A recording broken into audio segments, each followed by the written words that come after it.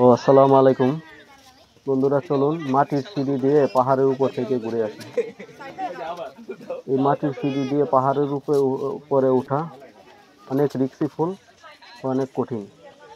দেখুন, উপর থেকে নামার সময় যদি একটু পা পিছলে যায় তাহলে অনেক বড় ধরনের দুর্ঘটনা ঘটে যেতে পারে। বিশেষ করে বৃষ্টির দিনে এখানে উঠা বা নামা খুবই রিস্কিফুল।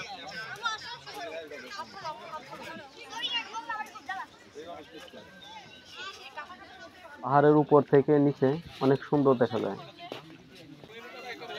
আমি আমার বন্ধুদের নিয়ে পাহাড়ে ঘুরতে এসেছি।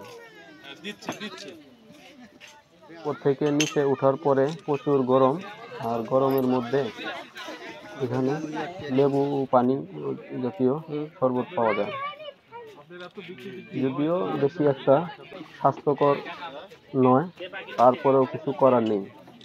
তবে এখানে যারা ঘুরতে আসবেন সবাই সাথে করে পানির বোতল নিয়ে আসবেন। সবাইকে ধন্যবাদ জানাই। সবাই ভালো থাকেন। আল্লাহ হাফেজ।